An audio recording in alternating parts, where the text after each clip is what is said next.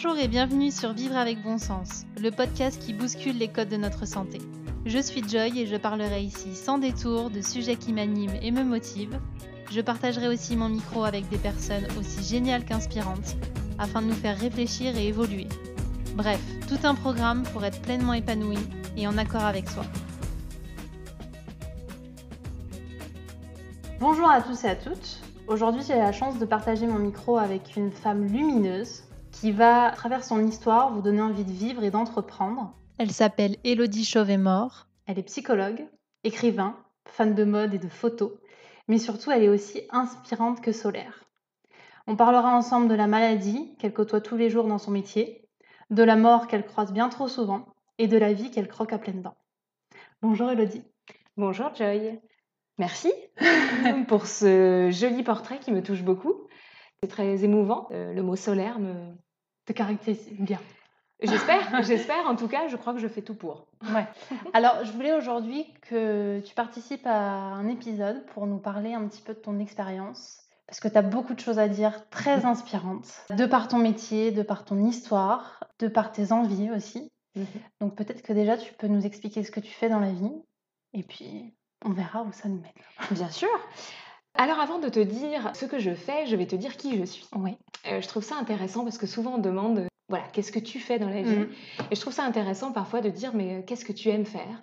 Ou voilà, comment tu te définis? Donc moi, je suis Élodie Chauvet-Mort. Je suis une Bretonne exilée dans le Sud depuis bientôt 9 ans. Exilée, j'aime beaucoup ce mot parce que je crois que ça parle aussi de racines. Donc je me suis enracinée ici, en tout cas dans le Sud, et j'aime beaucoup cette vie-là. Je suis avant tout une rieuse, en effet, une exploratrice, une danseuse, une croqueuse de la vie. Je crois que tu l'as bien défini, tu l'as bien interprété, et je t'en remercie. Et je suis aussi psychologue À tes heures perdues. à mes heures perdues, quelques heures dans la semaine, donc en EHPAD. Voilà, je suis psychologue en EHPAD. J'ai un parcours assez riche, je crois qu'il faut le dire aussi. J'ai un parcours peut-être même atypique. C'est vrai. Par rapport à certaines psychologues, puisque j'ai travaillé dans plusieurs domaines, pas forcément autour de la psychologie pure et dure, en EHPAD, je veux dire, aussi. J'ai travaillé auprès des personnes victimes de violences conjugales, auprès des personnes en situation de prostitution, de personnes incarcérées, de jeunes en réinsertion ou en insertion aussi. Voilà. Donc j'ai un parcours assez polyvalent et multiple. Et là, aujourd'hui, en EHPAD, tu t'occupes de qui particulièrement? Alors, j'ai un spectre assez large. Je crois qu'être psychologue en EHPAD, c'est être psychologue pour une multitude de personnes, en fait, qu'on côtoie, au jour le jour, bien entendu. Je crois qu'on ne se doute pas à quel point la richesse de notre travail de psychologue en EHPAD. Voilà, on nous dit souvent: «Ah, tu travailles en EHPAD, auprès des personnes âgées, mais comment fais-tu?» Voilà ce qu'on me dit souvent. Je ne sais pas comment je fais, mais je fais. Enfin si, j'ai ma petite idée sur comment je fais. Et donc en fait, je travaille avec donc auprès des résidents, je travaille auprès du personnel soignant et notamment aussi beaucoup auprès des familles. Voilà, donc c'est un triptyque, si on peut dire, voilà, qui intervient aussi au sein de l'EHPAD même. Voilà, c'est assez riche aussi finalement. Et alors justement, tu disais tu interviens auprès des résidents. Oui. Si je dis pas de bêtises, ils sont, leur particularité, c'est qu'ils sont atteints de démence ou d'Alzheimer? Pas que. D'accord. Pas que. En fait, je travaille au sein de 2 structures. Voilà. Il y a au sein d'une structure, il y a une unité protégée. Donc, c'est une unité justement spécifique pour les personnes dites démentes ou atteintes de la maladie d'Alzheimer, voilà, ou d'une autre démence, bien entendu.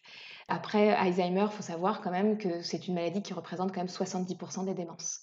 Okay. Donc forcément, je côtoie un petit peu plus de personnes dites Alzheimer. J'essaye, c'est important pour moi. C'est toujours difficile de dire des personnes dites Alzheimer, parce que ça ne caractérise pas la personne, vraiment pas en tout cas. Donc je dis souvent de ces personnes, voilà, ce sont des personnes malades d'Alzheimer, mais ce sont avant tout des personnes âgées, il faut le dire quand même, Ce sont des humains. en EHPAD, ce sont des personnes âgées, donc des humains âgés, voilà, plus ou moins. Et donc c'est ce qui fait leur particularité, leur richesse aussi. Voilà. Et c'est très important pour moi en tant que professionnelle. Donc oui, je côtoie la démence tous les jours. Comment tu le vis, toi, au quotidien? De côtoyer la démence? De côtoyer avant tout des personnes atteintes de maladies. Je crois que C'est une question très difficile, hein, parce que je crois que parfois on ne se pose pas la question. Enfin, la question. On fonce en fait, on y va, on est là, on est professionnel avant tout et on est là pour aider la personne, pour aider l'être humain dans sa singularité propre. Et je crois que côtoyer en effet la maladie, les démences notamment qui nous renvoient quand même, qui nous poussent dans nos retranchements aussi, hein, qui vous mettent face à un miroir que vous ne voulez pas apercevoir, qui est très douloureux, qui vous renvoie aussi à votre propre histoire, à vos grands-parents aussi, parfois, Bien sûr. il faut le dire. On est aussi issu d'une génération où on a côtoyé nos grands-parents longtemps. Pour ma part, mes 4 grands-parents sont décédés, dont mes 2 grands-mères étaient atteintes de démence dégénérative ou de maladie d'Alzheimer. Donc forcément, ça me touche encore plus. Donc je crois qu'en effet, quand tu dis comment je le vis, je crois que ça me touche. Déjà, dans un premier point, ça me touche. Voilà, ça me touche toujours. Et je crois que si ça ne me touchait plus, je ne ferais plus ce travail. Donc il y a des moments difficiles et puis il y a des moments très joyeux. Très joyeux. Parce que l'EHPAD, c'est avant tout aussi c'est le domicile, c'est un lieu de vie. Il faut aussi le souligner, c'est pas toujours ces mouroirs qu'on pouvait aussi Oui. imaginer avant. Je dis pas, attention, je suis pas en train de De dire que mettre, c'est voilà, la de dire fête et attention, venez tous en ouais, EHPAD. Non, non, on va attendre un petit peu. ouais. Mais je veux dire, voilà, il y a des choses qui se passent et des choses positives. Voilà. Et c'est important aussi de le souligner, de le mettre en lumière et de le mettre en exergue. Et tout ça, ça se fait grâce aux familles, ça se fait grâce aux résidents et ça se fait grâce aux professionnels qui sont formidables, qui ont un travail très difficile. On ne cesse de le répéter, je crois qu'on le voit assez dans les médias. Mais je pense que de tout ça, il y a une certaine alchimie, il y a une harmonie en fait qui peut se dégager. Et il y a beaucoup de joie aussi, il y a beaucoup de sourires, il y a beaucoup de regards qui touchent. Voilà, et comme je te disais, forcément, moi, ça me touche dans un premier point, parce que je me dis: «Tiens, ah, voilà, ça me parle. Cette grand-mère qui me raconte son histoire, ouais, elle me parle un petit peu». C'était quelque chose que j'ai pu vivre avec ma grand-mère ou Bien sûr. mon grand-père, donc forcément, il peut y avoir des moments toujours un peu délicats Mmh. aussi. Je crois que la délicatesse, en EHPAD est de mise. Voilà, il faut savoir être délicat avec les gens qu'on côtoie, parce que leur histoire elle-même est délicate et qu'on ne peut pas, tout leur, on peut tout entendre peut-être, je crois, enfin moi en tant que psychologue peut-être que je peux tout entendre, je ne sais pas en fait. Mais de leur part, eux, ils ne peuvent peut-être pas tout entendre et les familles non plus. Donc la délicatesse aussi fait partie de mon travail. Et comment justement tu, gères la partie famille? Parce que c'est une autre, Bien sûr, facette ah mais encore. complètement, c'est complètement différent. Je crois que même c'est que c'est la plus complexe. Est-ce que C'est c'est celle à laquelle tu t'identifies le plus? peut-être oui, certainement. Tu sais encore cette semaine, je faisais un staff avec les aides-soignantes. Un staff, c'est là où on se rencontre, Ouais. pour faire comme une sorte de relève et je leur disais: «Les filles», puisque là c'était des femmes, hein, c'est quand même voilà, une profession majoritairement féminine. «Les filles, vous êtes dans une structure où vous prenez soin, vous soignez et dans soigner, il y a soi. Donc on donne forcément de soi. Donc forcément, quand je m'occupe des familles, quand je les écoute, je mets un peu de moi. Parce que dans leur retour, dans leur manière d'appréhender la maladie, le deuil, la souffrance, la mort, la perte d'identité aussi, hein, quand on parle de démence, j'y mets un peu de moi. Oui, j'y mets un peu de moi parce que ça parle aux gens. Bien sûr. Voilà. Il est important de parler aux gens aussi, de pouvoir entendre ce qu'ils ont pardon, à nous dire, mais de leur renvoyer aussi un peu de nous pour qu'il y ait voilà, cette harmonie aussi qui vienne et puis cette alliance thérapeutique. S'il faut mettre un mot, on va le mettre. L'alliance thérapeutique, elle est importante dans Et ce c'est cas. ce que tu me disais la dernière fois, que tu voulais que les personnes, en tout cas les familles, restent quelque part à leur place aussi. Bien sûr, c'est très important parce qu'en en fait, on a un syndrome, on va dire, je sais pas, c'est pas un syndrome, mais quelque chose qui se passe toujours automatiquement, enfin automatiquement, très régulièrement. Quand on met un parent au sein de l'EHPAD, il y a ce qu'on appelle la parentification. C'est-à-dire qu'en fait, l'enfant devient parent. Et ça, c'est très difficile à vivre, pour le parent qui est en EHPAD et qui des fois me dit: «Mais moi ça va quoi. Moi j'ai envie de sortir, toute seule» ou des fois qui vient et il y a toujours un petit peu, même un peu parfois de colère, qui dit: «Mais moi ma fille, maintenant elle décide tout, elle décide de l'argent». Alors ça l'argent c'est encore autre chose, et qui vous dit: «Mais je comprends pas, c'est moi la mère». Ouais, c'est vous la mère. Donc ça, c'est très important en effet de remettre le statut. Quand on vient au monde, dans notre famille, on a un statut, on a un rôle à jouer. Voilà, c'est nos parents qui nous le dessinent ou non, j'en sais rien. On a quand même quelque chose à jouer au sein de notre famille. Et là, c'est un peu la même chose, mais tout se redistribue, les rôles se redistribuent. Ils doivent réajuster. Et il est important de dire parfois, et c'est ce que je répète aux familles en disant, votre maman, ça reste votre maman. D'accord, elle est malade d'Alzheimer. Ok, elle vous reconnaît pas.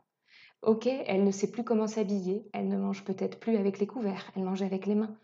Mais c'est votre maman. C'est la personne qui vous a mise au monde. C'est la personne qui vous a inculqué des valeurs, qui vous a dit de belles choses pour vous endormir le soir. Voilà, il faut garder ça en soi. Et quand ils gardent ça en eux, des fois ils nous regardent, ils font ouais, vous avez raison. Puis ça permet aussi, je pense, d'accompagner plus facilement la personne malade Bien, aussi. bien sûr. À partir du moment où chacun est dans son rôle et dans son statut, tout se repositionne autour de la table. On va dire ça comme ça. Et concrètement, chacun y retrouve son rôle, sa part de responsabilité, de dire bah oui, ça reste ma maman, donc ok, c'est mon aîné, ok, donc je lui dois respect, comme tout le monde. La mère lui doit autant de respect. Mais c'est important de repositionner tout ça et de savoir que le petit enfant, il doit aussi rester à sa place. De petit enfant, d'enfant, de grands-parents, tout ça, ça se mélange, mais c'est passionnant. Moi, personnellement, je travaille comme ça. J'imagine que le résident, je contextualise beaucoup. Il y a un rapport un peu à la systémie, tu vois? C'est-à-dire que le résident, quand il arrive, moi, je lui dis: «Bonjour monsieur», voilà. Bah, c'est avant tout un papa aussi, c'est un fils, Mhm. un petit-fils, c'est un professionnel aussi, hein, et donc c'est aussi un amant, parfois. C'est un séducteur, enfin, tu vois? Voilà, Il y a tout ça. de multiples Une facettes. multitude et c'est ça qui est passionnant, c'est de demander aux gens: «Racontez-moi votre histoire», mais ne me la racontez pas, juste en me disant: «Bah, là, les 3 derniers mois, ce qui s'est passé, pourquoi vous êtes en EHPAD?» Je me doute bien pourquoi vous êtes en EHPAD, Mm. tu vois? Vous avez un certain âge, vous êtes, parfois grabataire, ou il y a la maladie. Quand il y a la démence, on ne pose pas ce genre de questions, le parcours n'est pas évoqué de la même manière. Et tout ça et là, tout de suite, ils reprennent vie et ils redeviennent acteurs de leur propre vie. Quand vous vous adressez vous-même à la personne âgée en disant: «Racontez-moi votre histoire», vous ne la demandez pas forcément à leur famille. C'est à eux de se raconter. C'est pas Mhm. simple, hein, de se raconter, Bien hein. sûr. Et c'est passionnant. Après, les personnes qui ont une maladie d'Alzheimer ou une autre démence, en effet, ce sont les familles qui nous racontent. Et ce qu'il faut savoir, c'est que c'est forcément biaisé. Si ce n'est pas toi qui te raconte à l'autre, si c'est quelqu'un qui te raconte à travers son propre regard, son prisme, sa vision de la vie, tu ne C'est pas la c'est réalité. pas réellement la Mm. réalité. Donc en fait, je crois que c'est la difficulté majeure parfois de mon travail. C'est que les personnes qui arrivent en EHPAD et qui sont déjà dans une démence dite sévère, je n'ai pas accès toujours, À ce qu'ils sont vraiment. ouais, à ce qu'ils auraient aimé peut-être me dire. Quand une famille me dit: «Bah oui, il adorait, je sais pas, j'invente, mais coudre ou quoi que ce Mm. soit», peut-être qu'elle, elle me dirait: «Non mais Je faisais ça pour ouais, faire plaisir. voilà, je faisais de la couture parce qu'à la base, c'était une autre époque et qu'il fallait faire nous-mêmes», Et voilà. tu me disais aussi qu'il y avait des moments de lucidité qui vraiment te Bien sûr. piquaient au cœur. Là aussi, c'est ce qu'il y a de plus douloureux pour moi parfois. Je crois qu'il faut savoir accepter ses failles. Il faut savoir aussi en tant que bonne professionnelle de dire: «Là, j'y arrive plus et là, ça me fait trop mal» et ces instants de lucidité peuvent en effet être très douloureux pour les professionnels de santé, hein, là, je veux dire pour les Ouais, soignants. bien sûr. Quelqu'un que vous pensez, voilà, être dans un autre monde, hein, un autre univers aussi, hein, la démence, c'est aussi ça, et qui, d'un coup, va vous sortir quelque chose, waouh! D'ailleurs, là, vous vous dites: «Waouh, elle a compris réellement là ce que je venais de dire ou elle a répercuté sur ce qui s'était passé hier ou que sais-je. Et là, vous vous dites, OK, donc elle a conscience de certaines choses aussi et ça doit lui faire mal. Donc il y a cette période-là et il y a aussi les personnes qui ont un Alzheimer précoce et qui ont un Alzheimer débutant. Donc ce sont parfois les personnes plus jeunes, hein, qui ont entre 65 70 ans. Là, pour moi, c'est extrêmement difficile. Quand la personne vous regarde dans les yeux et vous dit, je sais, hein, je perds la tête. Je sais, hein, que demain j'oublierai ce que vous venez de me dire. Je sais, hein, mais comment je vais faire? Dites-moi là, comment faire pour... J'ai des trous dans ma tête, j'ai des trous. Ça peut être très violent. Et tu vois, là, je t'en parle, j'ai toujours les frissons parce que je vois toujours mes résidents. Forcément, quand je te parle, c'est que je vois les Bien personnes qui sûr. m'en ont parlé et ce sont parfois des personnes qui sont parties aujourd'hui. Et je trouve ça extrêmement... ça nous renvoie en tout cas à notre impuissance. Voilà, moi en tout cas, ça me renvoie à ma propre impuissance. Bah, tu peux pas combler ces trous, en Non, fait. je ne peux pas combler ces trous. Non. L'être humain ne peut pas tout combler, en effet. On peut pas. Tu sais, la chose que les personnes âgées me disent le plus souvent, et ça c'est très... j'aimerais en écrire un bouquin, moi, tu vois, vraiment là-dessus. Elles me disent toujours, quand je leur dis comment ça va, etc., parce que toujours on demande comment ça va. Je sais pas pourquoi, mais on aime bien demander comment ça va. Ça comble aussi beaucoup. Et quand elles te disent, bah, qu'est-ce qu'on peut bien y faire? Qu'est-ce qu'on peut bien faire? Et en effet, je me dis toujours, ah oui, en effet, je ne peux rien y faire à ça. Cette impuissance-là aussi, je peux l'avoir avec les personnes plus autonomes, qui n'ont pas de démence ou qui n'ont pas de maladie apparentée. Et de se dire concrètement, en effet, on ne peut plus rien faire. Vieillir, ça renvoie parfois ça, à cette inaction, ce fait, bah, je ne sais plus rien faire peut-être. Enfin, ils ont l'impression de ça. Bah, je ne sais plus rien faire, donc qu'est-ce qu'on peut bien faire? Donc on attend là, on est dans l'inaction, et là vous êtes en face, et là vous dites, en effet, qu'est-ce que je peux bien répondre à ça? Et je n'ai pas de réponse. Et je crois que c'est ce qui fait notre force aussi en tant que soignant. On n'a pas réponse à tout. Voilà. On n'est pas chaman, et même les chamans n'ont peut-être pas réponse à tout, et j'espère. Mais on n'est pas devin non plus. Mais je n'ai pas réponse à tout ça, et je crois que ça fait notre force de dire. Et donc, quand des fois ils me disent, je les regarde, je comprends, j'imagine, je ne sais pas, tout simplement. Et une fois que tu leur réponds ça, tu Ça vois, enlève un poids, ouais, ben oui, t'imagines. bien sûr. Ça te permet de te dire, au fait, ouais, ok, elle a compris. Plutôt que de dire, tu vois, si quelqu'un te dit qu'il a 85 ans, 88 ans, même voire 90, et à qui tu dis, comment ça va?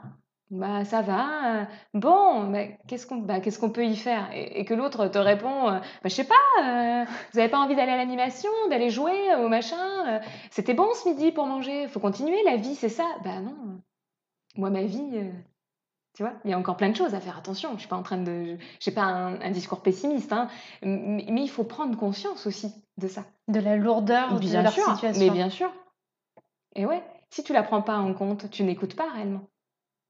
Et écouter l'autre, entendre l'autre dans sa globalité, c'est aussi parfois, comme je te disais, de dire je ne sais pas, juste j'imagine, parce que tu peux essayer de comprendre, mais t'es pas réellement à leur place. Et ça peut très bien se calquer dans la vraie vie pour C'est tout ce que un tas de j'allais te dire, mais situations. complètement, sur plein de choses. Voilà, et Où il faut savoir accepter de ne pas bien sûr, savoir. de ne pas savoir. Ouais. On ne sait pas tout. Et je crois que c'est l'avantage, comme on disait, de vieillir. C'est que parfois, on sait des choses, on désapprend, on réapprend, On et réajuste. on réajuste perpétuellement. Mais ça, alors le mot réajuster, c'est perpétuel. Enfin, on le fait tout le temps. On vit des deuils constamment dans notre vie, quand on est petit, jusqu'à la mort, il faut bien le dire. Et ces deuils-là, il faut réajuster, il faut recomposer, il faut se réapproprier les choses. Et comme je disais, redistribuer les rôles aussi parfois. Il y a des parents parfois qui préfèrent aussi, attention, qui préfèrent que ce soit leurs enfants qui deviennent leurs propres parents. Ah, tu as cette situation Bien aussi. sûr, mais bien sûr, parce que c'est plus facile. Ben oui. Tu parlais justement de dépendance financière. Justement, c'est souvent dans ce Oh, bien cadre-là sûr. que ça Oh, switch. c'est ouais, ça c'est très difficile. Eh ouais, bien sûr. Parce que l'argent, il faut quand même le dire, on est dans une société où l'argent renvoie à un certain statut. Et je ne sais pas si tu as remarqué, mais souvent, les personnes âgées, les femmes, ont souvent un sac à main. Oui. Moi, j'ai beaucoup de personnes qui ont la maladie d'Alzheimer ou démence apparentée, qui ont leur sac à main toute la journée et tout le temps. Et dès qu'il n'y a plus de sac à main, c'est «Ah mais il est où mon sac?» etc. Mais ce qu'il faut se dire, c'est que le sac à main, ça renvoie à notre identité, puisque c'est dans ton sac à main que tu peux payer quelque chose, par exemple. C'est-à-dire dire «Oui, je peux me l'offrir». S'offrir, c'est se faire un plaisir. C'est donc exister aussi, quelque part. C'est montrer qu'on est là, c'est montrer qu'on peut offrir aussi aux gens. Donc il y a un rapport qui est formidable avec ce sac à main. Il cache tellement de trésors. Tu peux y mettre des bijoux, tu peux y mettre des photos. Donc le sac à main, ça renvoie à une certaine identité. C'est comme une deuxième, voilà, c'est comme une béquille. C'est quelque chose sur laquelle ils s'appuient pour continuer à rester eux-mêmes. Ouais. Voilà. Si tu leur retires, tu leur Mais retires bien une sûr, part de leur mais tu identité. n'enlèves pas un sac à main à une personne qui l'a toute la journée. À quoi bon? Il y a un rapport de don et dette, enfin voilà, constante, mais c'est important. L'argent pour eux, je crois que c'est ce qu'il y a de plus difficile parfois. Ils arrivent en EHPAD et tu sais, cette sensation de ne plus toucher l'argent. Donc des fois, ce sont des De plus être personnes libre, en fait, voilà, quelque part. mais complètement. Mmh. La liberté, c'est de toucher, c'est d'avoir, c'est d'obtenir aussi, c'est d'être. Mais l'être et l'avoir, ça se côtoie toujours un peu. Mmh. Et c'est vrai qu'ils ont tendance à vous dire: «Mais donnez-moi mon argent» ou «Mais comment je vais payer là, moi, pour ce midi?» Ou moi, des fois, en tant que psy, quand j'y vais, ils me disent: «Par contre, je vous préviens, hein, j'ai pas d'argent» ou «Moi, là, c'est compliqué financièrement, je vais pas pouvoir vous payer, hein». Et tu es obligé de leur dire: «Non, non, je suis salarié, Vous de en la faites pas. structure, vous inquiétez pas, vous ne me devez rien». Enfin, je crois. Je rigole. Non, mais voilà, il y a vraiment, moi, ce rapport-là pour eux de dire, bah, OK, je fais appel à un professionnel, bah, je lui dois de l'argent, enfin, tu vois? Et comme ils ne touchent plus l'argent puisqu'ils le voient pas, ils ont cette sensation d'être dépossédés de quelque chose. Et je crois qu'il faut faire très attention à ça aussi quand on met quelqu'un, quand on place quelqu'un en institution, de faire attention à ne pas le déposséder totalement de son être, c'est déjà une chose, de ce qu'il est, de ce qu'il a été, de son histoire. Et je crois que le travail le plus difficile qu'on a aussi à pérenniser, c'est le fait, voilà, qu'ils puissent redevenir acteurs de leur histoire. Je, tout simplement. Et je crois que si déjà tu arrives un peu ça, tu arrives déjà beaucoup. C'est pas donné tous les jours, hein, Bien mais sûr. voilà, ce jeu, il est important. Et quand le jeu n'est pas possible, parce que quand une personne a une démence, Alzheimer ou maladie apparentée, hein, chaque fois je le Mmh. précise, ce n'est pas aisé, ce n'est plus aisé de dire je. Ah, comme tu disais, c'est substitué à d'autres membres de la famille. Complètement. C'est exactement ça. C'est la famille qui raconte la personne. Donc il va dire il était comme ça. Il était. Alors qu'il est toujours là. Voilà. Et donc il faut toujours, comme là, et c'est important ce mot-là, réajuster. De leur dire ok, il était. Il n'est plus. Ça ne veut pas dire il ne sera plus, en effet, comme il était avant. Faisons le deuil de ce qu'il n'est plus et apprenons à l'aimer comme il est aujourd'hui. Ça s'appelle le deuil blanc. Le deuil blanc, c'est ça. Le deuil D'accord. blanc, c'est de réapprendre justement à faire avec la nouvelle identité de la personne qui est en face de nous. Je parle de démence, hein, de personnes qui ont une démence ou maladie apparentée, et de réajuster, comme je disais, de redistribuer les rôles et tout ça, D'accepter, la d'accepter, situation. bien sûr. C'est toujours une relation d'amour, c'est ça qui est le plus important. L'amour, c'est le socle de beaucoup de choses, hein. Je veux dire, ça paraît un petit peu aussi, utopiste, idéaliste. Moi, j'y crois fermement, donc je le dis. Tant qu'il y a de l'amour, il y aura toujours, cette notion d'être, je veux dire. Et je pense que le deuil blanc, c'est ça, c'est le fait de devoir, accepter l'autre comme il est, aujourd'hui et accepter qu'il ne sera plus. Voilà. Parce que ce qu'il faut savoir, c'est qu'on a des personnes qui ont des démences et apparentées, qui peuvent avoir été des personnes, hyper douces toute leur vie, vraiment. Et qui arrivent, avec la démence, des troubles du comportement, d'une violence inouïe parfois, verbalement et physiquement. D'accord. Tu imagines? Là aussi, la violence pour la famille de dire: «Mais c'est pas ma mère, je la Oui, il y a reconnais plus pas». du tout, ils reconnaissent plus Ben non, qui elle est. qui elle est? Je la reconnais pas. C'est pas ma mère. Ça aussi, c'est pas ma mère. Oui, donc il y a un rejet déjà de suite. Il peut y avoir un rejet. Et donc c'est à nous en tant que professionnels de dire: «Si, c'est votre mère ou votre père», enfin voilà. «Si, regardez, on va apprendre, différemment». Et il existe des outils, des moyens de rentrer en communication de nouveau avec la personne. Ça s'appelle les thérapies non médicamenteuses, les TNM.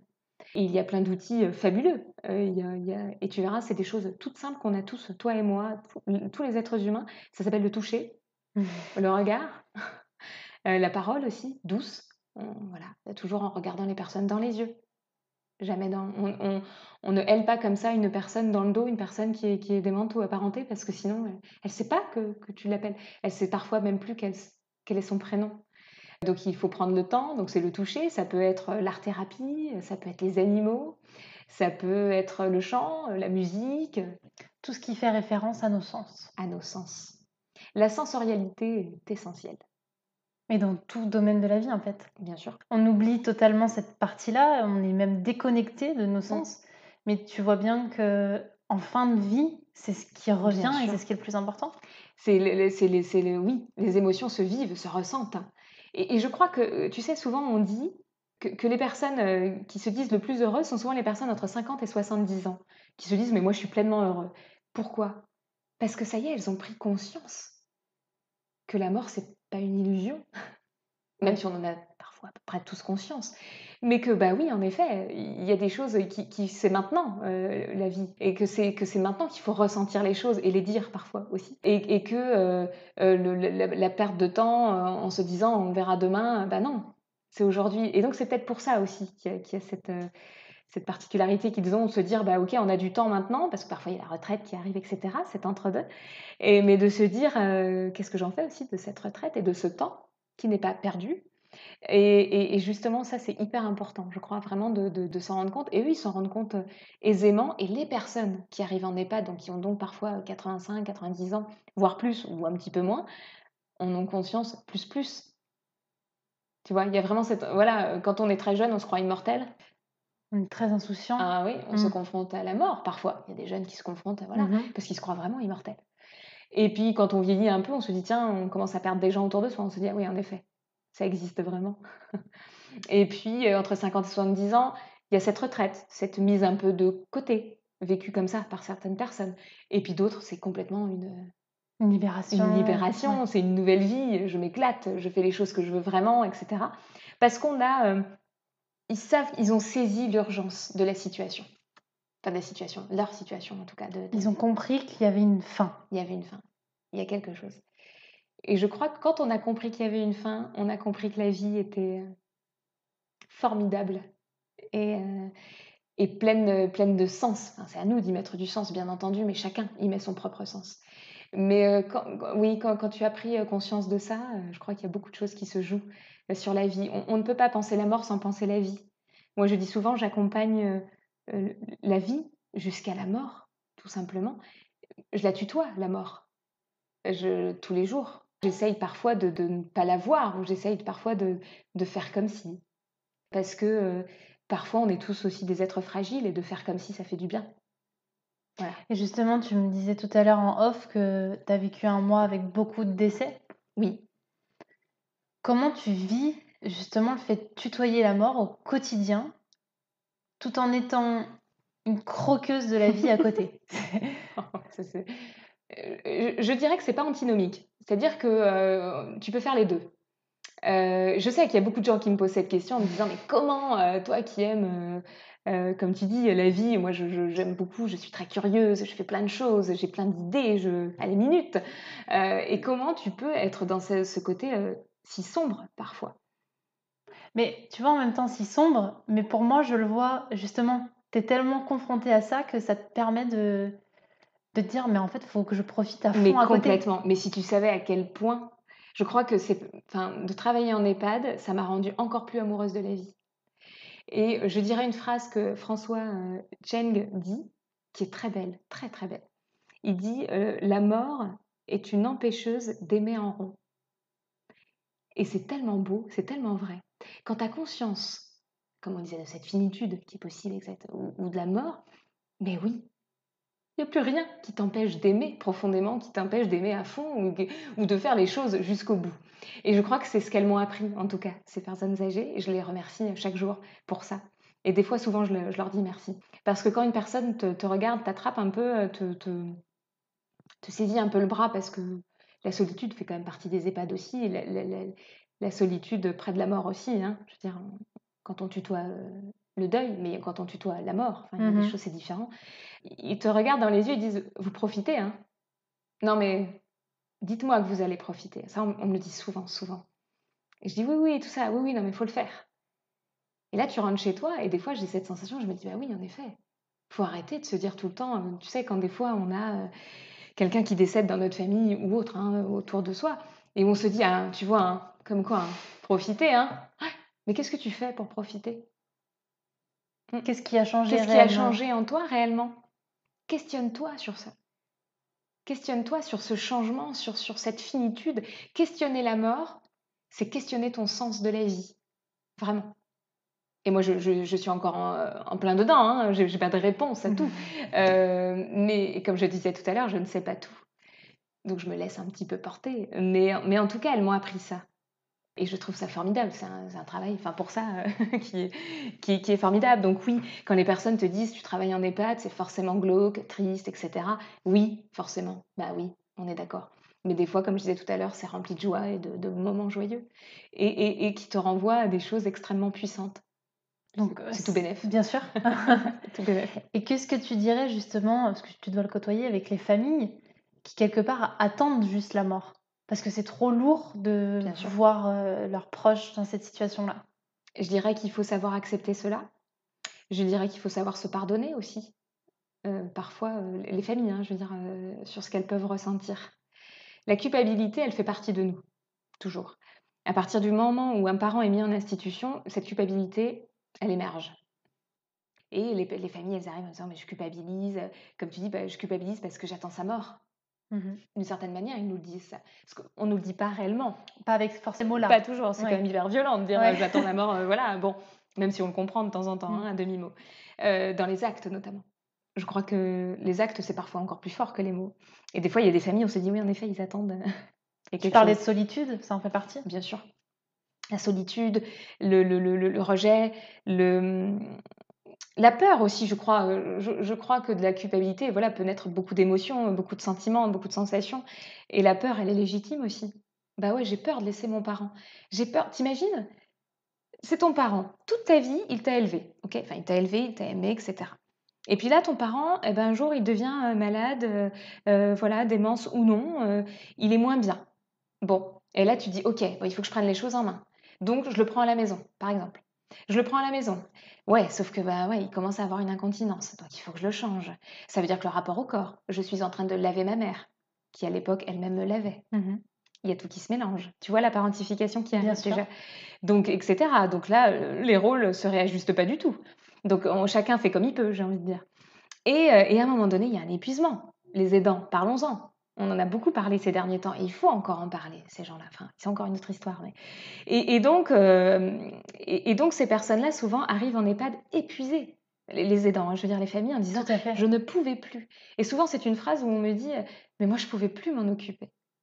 Et là, ne serait-ce que de leur dire: «Je comprends, j'aurais fait pareil». Vous imaginez ce que vous avez vécu? Waouh! Et là, il y a tout qui s'effondre parfois aussi, hein, en disant: «Mais oui, vous avez raison».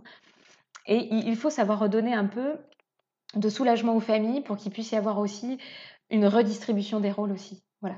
Et le fait de les soulager en disant: «Bah, voilà, on prend aussi votre parent en charge, on s'en occupe, on fait comme on peut, ça sera jamais vous». Et c'est en ça que je voulais arriver à ça, en disant donc tu le laisses parce que pour eux, ils le laissent, hein, à une institution et la culpabilité, elle est énorme en se disant: «Mais est-ce qu'ils vont s'en occuper aussi bien que moi? Je suis quand même sa fille». C'est vrai, je suis pas sa fille et le soignant, c'est pas son enfant. Mmh. Et souvent donc tu as des familles qui ont tendance à dire, «Bah, faut faire ci, faut faire ça», très intrusive. Voilà, «Il faut, ranger le linge comme ci», «Vous lui avez pas donné à manger à telle heure», nin qui sont très présentes. Mais être présentes, c'est prouver qu'elles sont, bah, oui, encore là et que cette culpabilité, ils essayent un petit peu de la cacher ou de la camoufler par ça. Alors qu'en soi, il y a toute légitimité à un moment donné de dire: «Stop». Et justement, ça me fait penser, est-ce que d'après toi, il y a beaucoup de familles qui n'osent pas placer leurs parents Mmh. parce qu'ils se disent, «Ça veut dire que je suis pas capable, ça veut dire que je suis pas à la hauteur». Bien sûr, beh, bien sûr. Et ouais, je suis pas à la hauteur de ce que mon parent m'a donné, parfois aussi. Alors qu'en fait, ça leur permettrait de se soulager eux-mêmes et que la personne soit dans une situation plus adaptée avec Vous des gens bien plus sûr, professionnels, bien sûr. Alors après, je suis pas là pour, prôner un discours, «tous en EHPAD». C'est un beau slogan. Tu vois, je pourrais faire de la politique. Non, non, mais c'est important. Parce qu'en France, on a toujours tendance à penser un petit peu la vieillesse comme une dichotomie, c'est-à-dire la fin de vie, pardon. C'est-à-dire soit c'est à domicile que tu décèdes, soit c'est en EHPAD. Il y a pas d'entre-deux, ce qui est dommage. Alors que de plus en plus, on pourrait penser la vieillesse autrement. En colocation, tu vois? Des Bien choses comme sûr. ça, hein. Je sais pas, Ouais, ouais. c'est pas moi qui l'ai inventé, hein, mais on pense trop comme ça. Donc je suis pas là pour faire l'apologie de l'EHPAD et cetera. Je dis juste comment moi je le ressens, comment je le vis et comment je le côtoie tous les jours. C'est important et je vois que les familles, en effet, culpabilisent beaucoup et mériteraient, en fait. Ils mériteraient, en effet, qu'on puisse s'y attarder un peu plus et que le fait d'aider les aidants, ça devienne aussi un acte un acte santé publique, quoi. Enfin, je veux dire un sujet, pardon, santé Bien sûr. publique. Voilà. Et même au-delà, des pathologies que tu gères, aujourd'hui, on a de plus en plus de cancers et de Bien sûr. maladies diverses. Et c'est de plus en plus lourd, en fait. Bien sûr. Les gens sont pas armés pour, gérer En plus, bien sûr, il y a une comorbidité, importante. Tu peux avoir une personne qui a une démence dite Alzheimer et qui en plus a un cancer du poumon, plus un diabète. Mmh. Ouais, bah, quand tu es enfant, que toi-même tu as une vie, c'est-à-dire, je dis pas que ton parent n'est plus ta vie, mais que, tu as des enfants, une vie professionnelle qui est quand même très prenante aujourd'hui.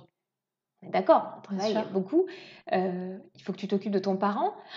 Tu le laisses tout seul toute la journée à la maison, ça va être compliqué. Donc il faut payer des infirmières, il faut que les gens puissent venir, enfin voilà, ça demande une prise en charge complexe et il faut le dire, très cher. Mmh. Je veux dire, donc il faut pouvoir aussi le gérer, ça, Et je pense que tu dois avoir le cas aussi peut-être de couple où, bien c'est sûr. le conjoint Je qui crois que ça, c'est très douloureux aussi. Alors oui, le conjoint. Quand c'est le conjoint qui dit je n'en peux plus. Là, il y a une culpabilité énorme de dire j'ai l'impression de ne pas faire mon devoir jusqu'au bout, que je n'ai pas été à la hauteur. à la hauteur, que j'ai pas été le conjoint idéal. Il y a beaucoup d'idéal là-dedans. Comme je disais, il y a beaucoup d'amour, il y a aussi beaucoup cette notion d'idéal. L'enfant idéal, le parent idéal Mmh. et le conjoint idéal.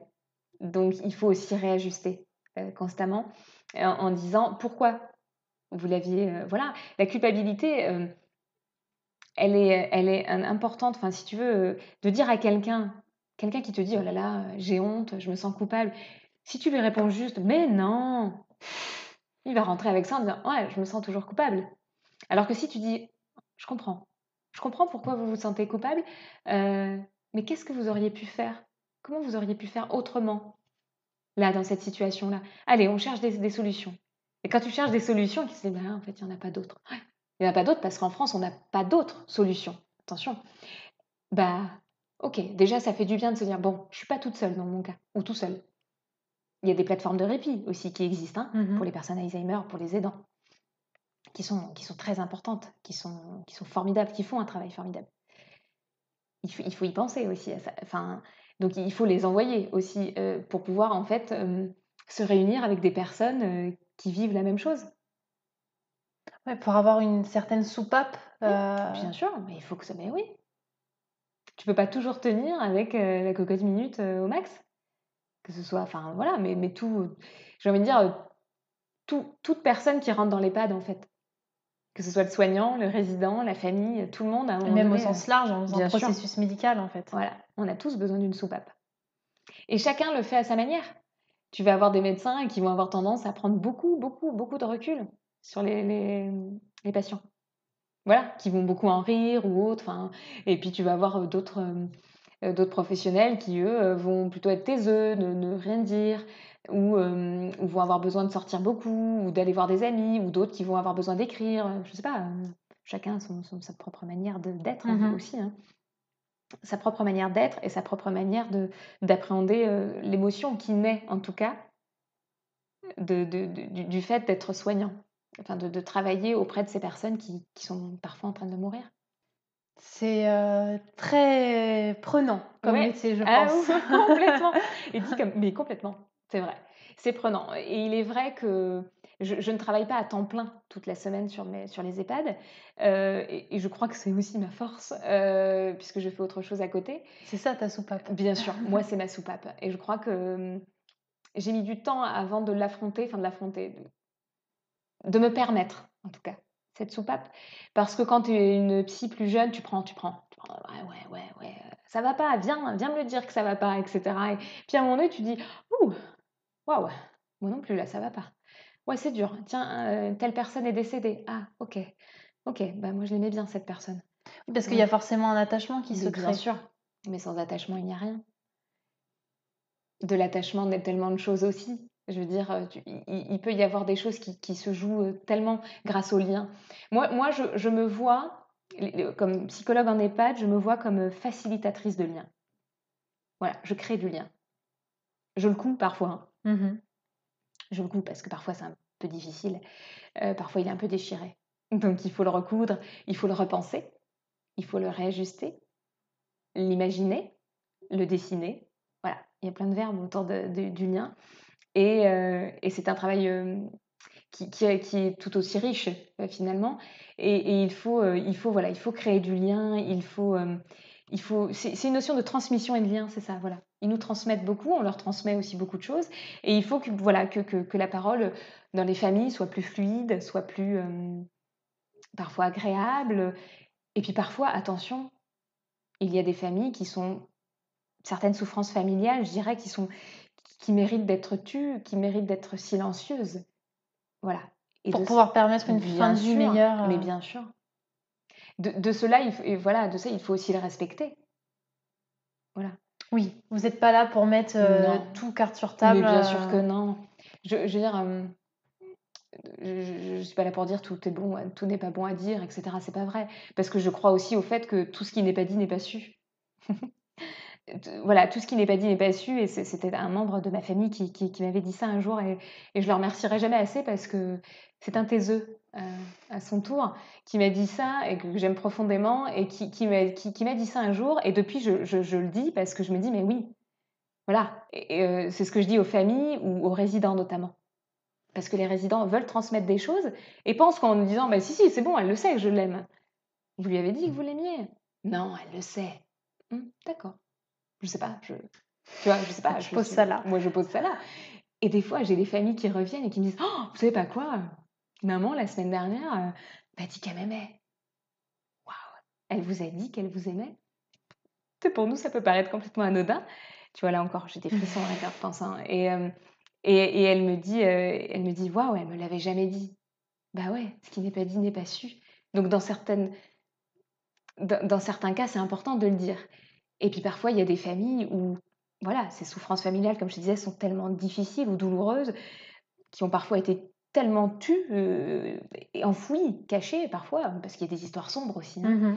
Bon, parfois, on peut se poser la question de savoir est-ce qu'il faut réellement le dire pour être mieux? Je sais pas.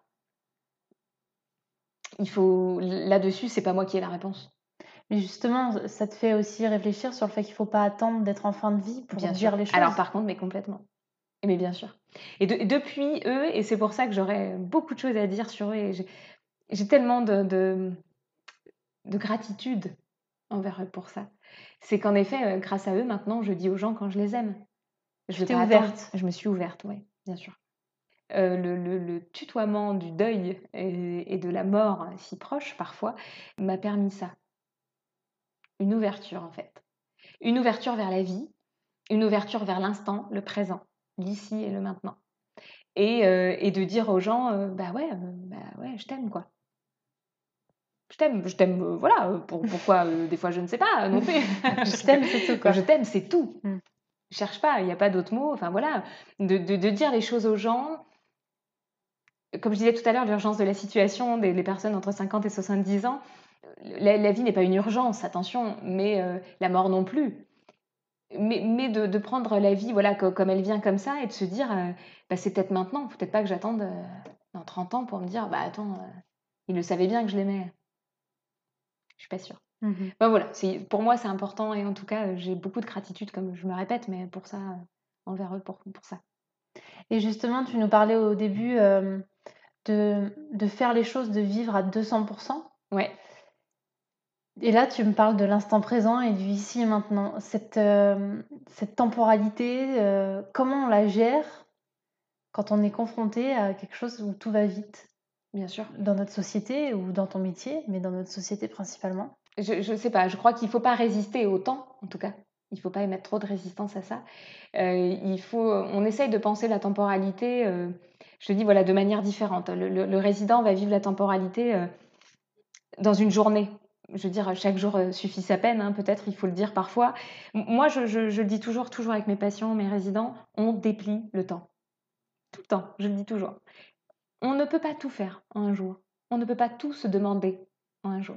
Donc, qu'est-ce que je fais aujourd'hui? Et eux, leur temporalité, elle est quand même très rythmée. Hein. Tu sais, en EHPAD, tu arrives le matin, tu as la toilette à telle heure, tu as le petit-déj à telle heure, tu manges à telle heure, tu as l'animation à telle heure, etc. Et parfois, et je trouve ça important, et moi en tout cas, c'est ce que je veux vraiment faire advenir au sein des institutions dans lesquelles je travaille, les laisser un peu tranquilles. Foutons-leur la paix parfois. Tu vois, et que ce temps-là, ils puissent se le réapproprier. Voilà, on le questionne, mais on se le réapproprie aussi. Et des fois, de dire, bah non, moi, ça ne m'intéresse pas, votre animation, j'ai envie d'être tranquille, pépère, dans ma chambre. Et ce temps-là, bah, il s'étire. Voilà, doucement peut-être trop doucement parfois, parce que là aussi, ça renvoie à ce qu'on disait tout à l'heure, la solitude aussi, elle est très présente. Et là aussi, hein, je veux pas non plus faire advenir un monde édulcoré de l'EHPAD, hein, c'est pas vrai. Je veux dire, la vieillesse aujourd'hui, elle fait pas forcément rêver, parce qu'on vieillit de plus en plus tard, Mmh. les femmes notamment, mais de moins bonne qualité, il faut le dire. À un moment donné, quand tu n'as plus trop de capacités, même physiques, même si tu as tes capacités intellectuelles, bon, Qu'est-ce qui se passe? qu'est-ce qui se passe, quoi? Enfin, je veux dire, la journée, elle est quand même très longue. Donc forcément, la notion de temps, elle est présente constamment. Il faut faire avec le temps et il faut aussi leur laisser le temps, je crois. Mais la notion de temps, elle est aussi très présente du côté des soignants. Et là, je vais revenir vraiment à quelque chose de pratico-pratique, vraiment, où eux, ils sont timés, quoi, parfois. Tu vois? Est-ce que justement, tu peux nous parler un petit peu peut-être de cette cadence qui est demandée, en EHPAD? Ouais, je crois que ce seraient les soignants encore plus à même d'en parler. Bien sûr. Parce qu'ils sont vraiment là-dedans. Il y a beaucoup de souffrance. Il y a beaucoup de souffrance dans cette profession parce il y a beaucoup de cette notion aussi de non-reconnaissance de leur travail. Ils ont un travail parfois ingrat, qui est extrêmement difficile. Il y a des gens qui n'arriveraient pas à le faire, Bien ce sûr. travail. Moi-même, Mmh. j'avoue que je n'arriverais pas à faire toujours ce qu'ils font. Toilettes mortuaires, les toilettes tout court, le rapport au corps, puisque le corps, voilà. Ça questionne aussi votre propre rapport au corps. Bien Vous sûr. voyez le corps vieillissant, puis vous dites: «Mais comment je serai moi plus tard?» Il y a forcément ces notions de miroir qui interviennent et donc voilà, il y a beaucoup de manque de reconnaissance. Cette cadence, elle existe, faut pas te mentir. Voilà, j'en ai conscience et je le vis, hein, tous les jours. Puisqu'à chaque fois qu'on leur propose des choses aux soignants en disant: «Ah, on pourrait faire une réunion», non mais moi j'ai pas le temps. Mmh. Comme je te disais, tout est timé. On a le goûter, le machin, enfin voilà, on a ci, ça, le repas, l'échange et cetera et c'est à nous parfois donc moi en tant que psychologue de dire comme je te disais, bah, laissons-leur le temps, foutons-leur la paix Ouais. un petit peu et eux, ils ont une cadence effrénée et je crois que, c'est ce qui rend à mal un petit peu la profession en fait, qui les met à mal parce que l'être humain, on standardise beaucoup ce soin alors que comme on disait tout à l'heure, comme je disais, on prend soin des résidents. Mais j'ai l'impression qu'on ne prend pas soin de nos soignants. Voilà. Comme par exemple, moi c'est quelque chose aussi qui me tient beaucoup à cœur, on parle beaucoup de la maltraitance des résidents, qui est très importante, qu'il faut mettre en valeur, qu'il faut dénoncer, qu'il faut prendre en compte. Mmh. On parle très peu de la maltraitance des soignants, de la maltraitance des soignants qui existe, des résidents sur les soignants, parfois, ou même de certaines agressions verbales parfois des familles envers les soignants. Faut pas non plus Bien sûr. voilà, le cacher. Tout ça, on en parle moins. Donc ils prennent beaucoup de choses sur leurs épaules. «Bah oui, tu comprends, c'est la maladie». «Bah oui, c'est la maladie». Faut leur expliquer. Parfois aussi aux soignants, dire: «Attention, cette personne, elle a eu Alzheimer ou autre. Voilà pourquoi elle réagit comme ça». Souvent, c'est ce qu'on dit aux familles: «Ce n'est pas votre père qui parle, c'est la maladie». Bah, faut dire un peu la même chose aux soignants. Parce que tu imagines toute la journée, tu peux Oui, faire, alors que la famille n'est pas là, au quotidien, elle mais est pas le là au quotidien, soignant, mais le oui. soignant est là au quotidien. Et le soignant, lui, il a un rapport au corps qui est très puissant. Il lave, il change, il change. Là aussi, tu vois? Quand on dit des fois, Mmh. changer, mais il y a un rapport aussi tellement maternel. On essaye quand même, enfin, ce serait beau de ne plus faire le parallèle entre enfants et personnes âgées. Ce serait chouette qu'on arrête de dire: «Ah bah oui, comme les enfants». Comme les enfants, ils font manger main, parce que les personnes dites Alzheimer, font souvent, du manger main. Tu vois? Elles prennent plus les couverts, donc on Ouais. fait manger main et c'est vrai que quand des fois, ils te disent: «Ah bah oui, ah bah c'est comme les enfants, comme les bébés, faut leur donner à manger», oui, si vous voulez, mais c'est votre père. C'est lui qui vous a élevé en fait, c'est le contraire. C'est encore une fois remettre les choses à leur place. Toujours et tu vois, c'est en distillant des petites, phrases comme ça. Tu peux pas imposer aux gens, cette idée, de comment toi tu penses réellement en disant: «Bah, quand même, c'est pas votre enfant, gna gna gna», enfin voilà, en faisant Mmh. tout un exposé sur l'infantilisation de la personne âgée. Mais c'est important de voilà, de dire des petites phrases, de signifier des choses, comme ça, au quotidien. Pour que aussi, le résident ne se sente pas Bien sûr, rabaissé, mais infantilisé. infantilisé, ouais. Parce que lui, au fond de lui, le résident, il se dit: «Beh, je suis le papa, je Puis suis il y la a une maman». conscience malgré tout. Beh, bien sûr, il a conscience du corps d'une personne âgée, pas la même que le corps d'un enfant. Voilà, il y a plein de similitudes, OK, mais ne tombons pas dans cette facilité, j'ai envie de dire. Je suis facilitatrice de liens, mais j'ai pas envie d'être facilitatrice enfin voilà, tu vois, de raccourcis comme ça. Bien sûr. Et bah non, votre papa, c'est pas votre enfant. Et est-ce que tu peux nous faire un parallèle avec, justement ton parcours que tu nous as exposé au tout début? Donc tu as été, dans la partie criminologie, Oui, prostitution et cetera. Tu arrives en là, en milieu de parcours dans un EHPAD, ouais. mais tu arrives avec un bagage, de dingue et complètement différent? Ah, complètement différent. Et tu sais que c'était un choix. C'était un choix. D'accord. C'était un choix. Donc oui, parce qu'à la base, je suis, psychologue clinicienne criminologue et j'ai une spécialité un peu en victimologie. Voilà, tout ça, ça se recoupe. Et moi vraiment ce qui me passionnait, c'était ça, c'était de travailler auprès, des femmes victimes de violences conjugales, j'aurais aimé être juge d'instruction aussi, enfin, tu vois, vraiment autour du pénal. Voilà, D'accord. chose aussi un peu lourde, hein, finalement.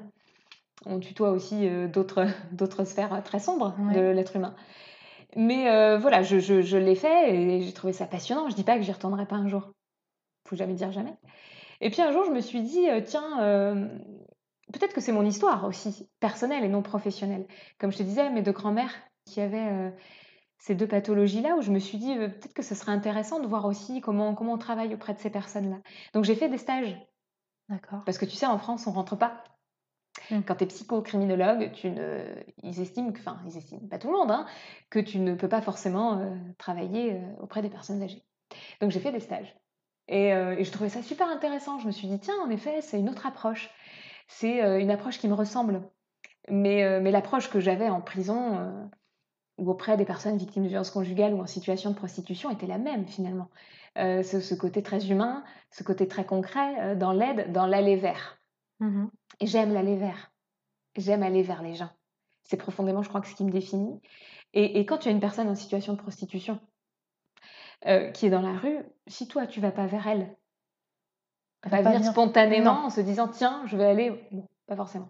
Les personnes âgées, c'est un peu pareil. Si tu attends dans ton bureau toute la journée que la demande, parce que l'offre et la demande, non mais la demande chez nous en psychologie, c'est-à-dire, voilà, le fait d'avoir envie de travailler sur soi, tu peux attendre longtemps.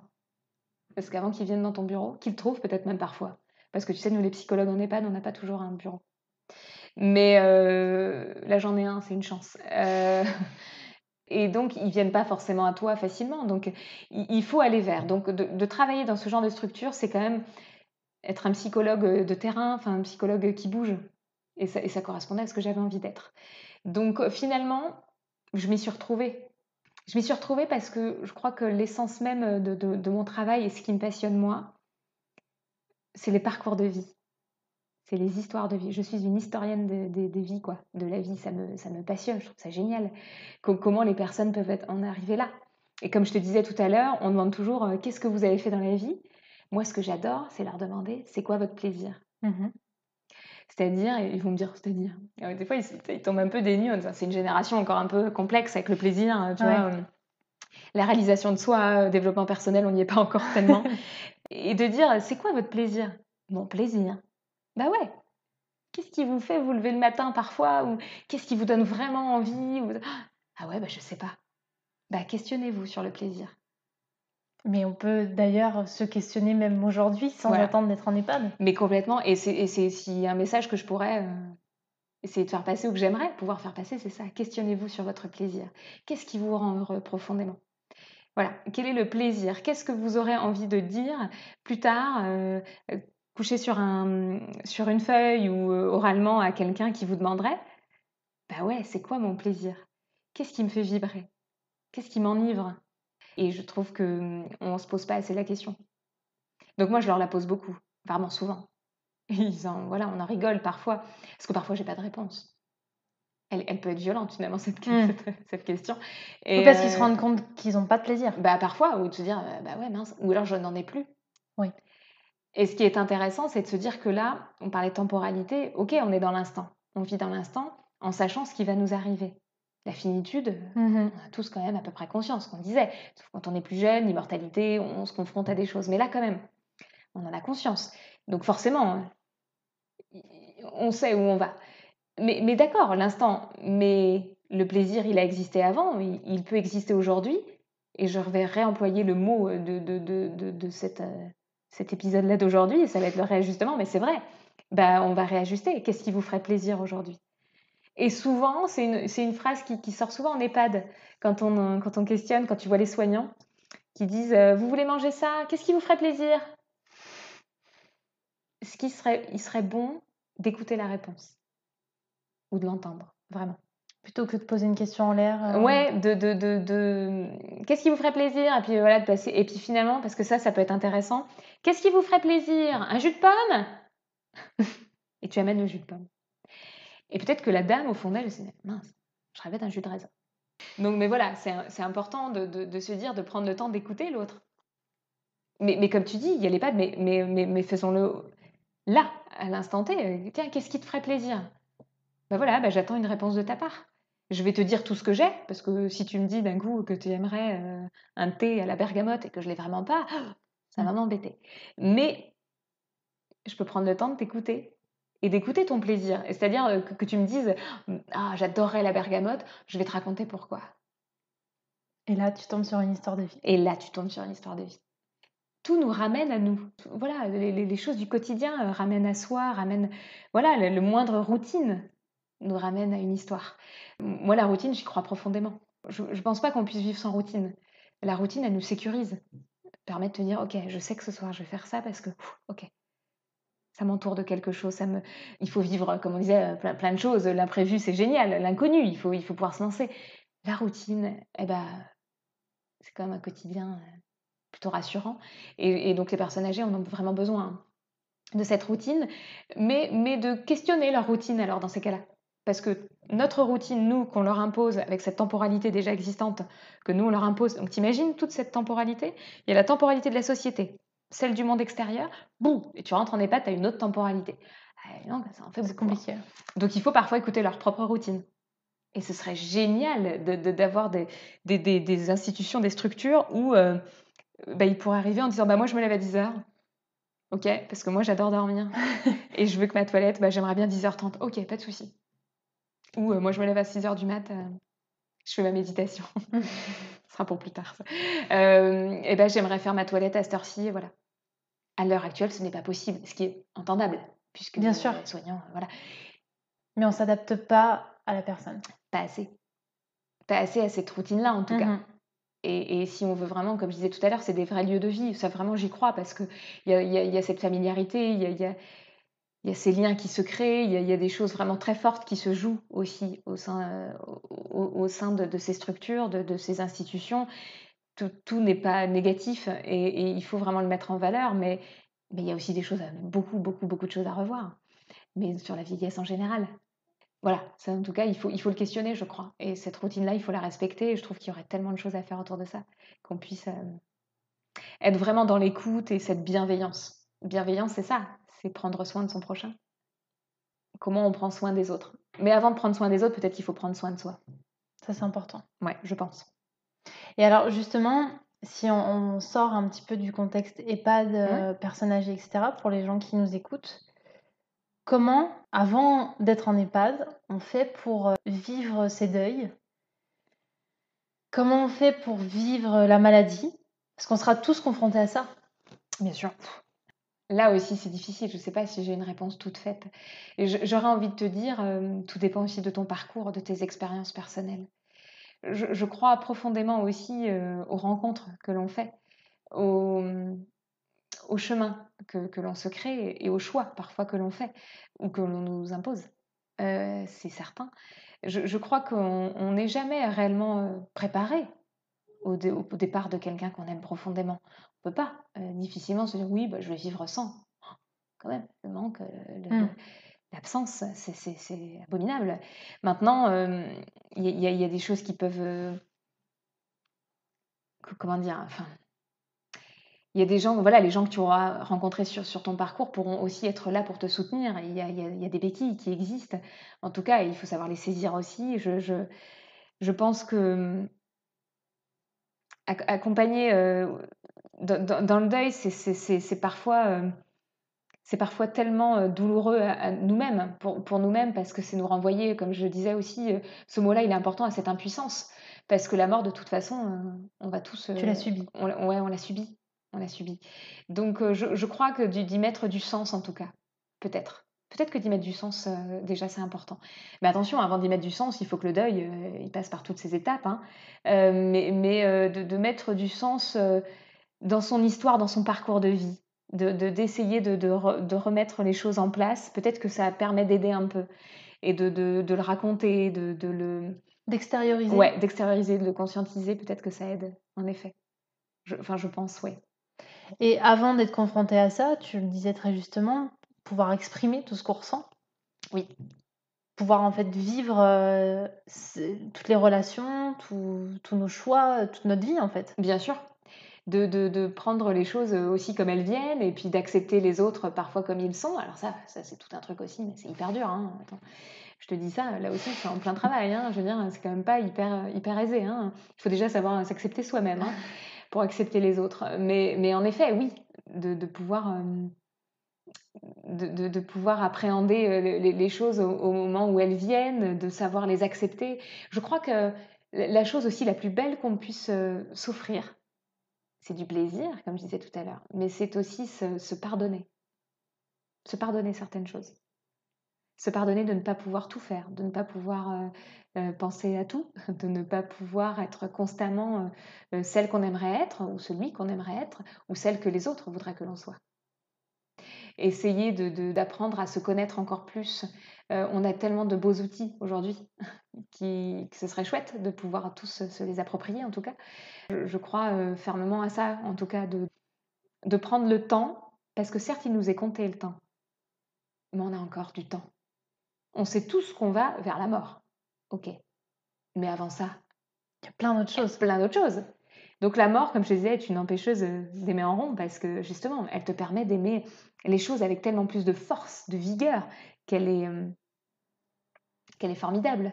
Je veux dire. Est-ce que la maladie a le même impact? Qu'elle nous permet d'avoir une plus belle saveur bien par sûr. rapport à la vie. Moi, je pense aussi, ouais. Après, si je peux me permettre, un temps plus réduit parfois. Parce que parfois, quand tu dis à quelqu'un voilà, que vous avez un cancer généralisé, voilà, que ça du pancréas, ou par exemple, qui peut être très, très violent et très, très rapide, ou des choses. Il y en a d'autres, attention, je prends l'exemple là, mais waouh! Ok, ça me fait prendre conscience que la vie c'est maintenant, mais est-ce que j'ai le temps pour. Tu vois? Ouais. Alors que la mort, on ne sait pas. Quand est-ce qu'on va partir? Mais même quand on t'annonce un cancer, tu ne vas pas forcément mourir. Attention, tu meurs pas de toutes les maladies, mais quand même, je pense que la maladie, c'est encore autre chose aussi à questionner. Parce que c'est ton rapport au corps qui diminue, qui t'abandonne un peu aussi.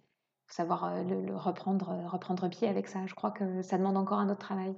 La mort, finalement, on y est tous confrontés. Je crois que la conclusion à ça, c'est justement de ne pas attendre ni la maladie, ni la mort pour vivre. Complètement. On a conscience que tout ça, ça peut arriver, mais en attendant aujourd'hui, qu'est-ce qu'on fait pour se faire plaisir? Et profiter des gens aussi. Bien sûr. Pas attendre ni leur maladie, Mais ni leur bien mort. sûr, mais pour leur dire, comme on disait, tout ce qui n'est pas dit n'est pas su, de dire les choses, bien sûr. Quand on en a la capacité, attention, parce que là aussi, c'est plus facile à dire qu'à faire. Je te dis ça parce que moi, j'ai fait un travail sur moi-même et que parce que j'y réfléchis et que parce que je l'ai vu au quotidien dans mon travail, mais c'est pas toujours donné à tout le monde.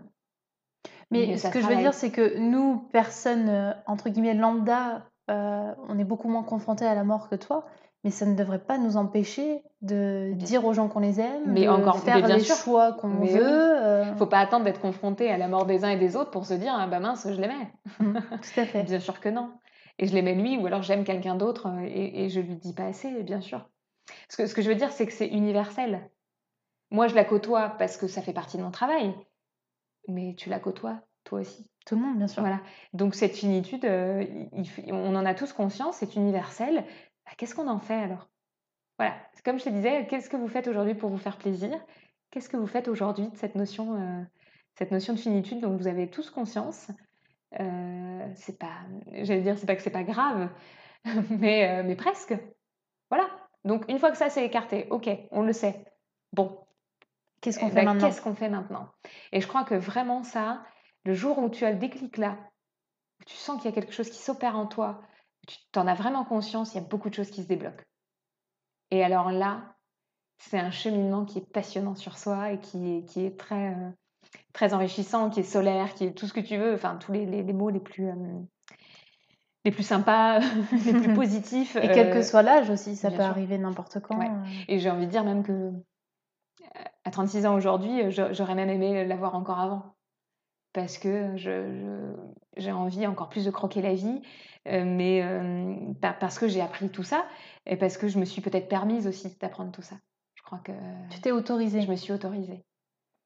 Et quand tu t'autorises les choses, ben, comme on disait tout à l'heure, quand tu t'autorises un premier plaisir, tous les autres suivent. Et après, tu n'as qu'une envie, c'est de faire plaisir à soi, mais aux autres aussi, hein. Et ça passe par plein de choses. C'est pas que dans l'avoir, c'est dans l'être, hein, attention là aussi. Qu'est-ce que j'offre comme regard, comme sourire, comme attention à l'autre, à soi? Est-ce que tu as un petit mot de la fin? Oui, j'aurais aimé dire une phrase que j'ai lue encore hier d'Edgar Morin, Je t'en prie.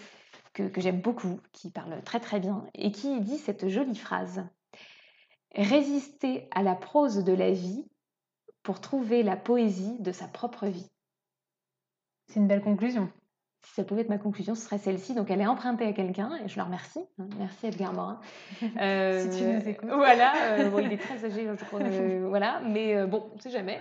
Mais en tout cas, je trouve que voilà, la prose de la vie, en effet, ce côté, cette injonction de la vie, voilà, on court après le temps beaucoup, le boulot, voilà, la charge mentale. On est des femmes, j'en profite. Non, non, mais voilà, tout ça, résister à la prose de la vie pour trouver la poésie de sa propre vie. Bon, c'est à nous de jouer maintenant. Je crois, ouais. À nous tous. Merci beaucoup. Mais merci à toi, surtout. Vous retrouvez Élodie sur Les Curieuses, qui écrit des articles. Donc n'hésitez pas à suivre sur Instagram pour avoir des infos sur tout un tas de sujets qui nous donnent envie de vivre et de croquer la vie à pleines dents, je crois. Complètement, c'est ça, c'est l'inspiration du moment. Bon, merci beaucoup Élodie. Merci Joy. Et puis surtout, comme d'habitude, si vous avez apprécié cet épisode, n'hésitez pas à laisser un commentaire, une note ou à le partager. Et en tout cas, je vous dis à très vite pour la suite. Prenez soin de vous.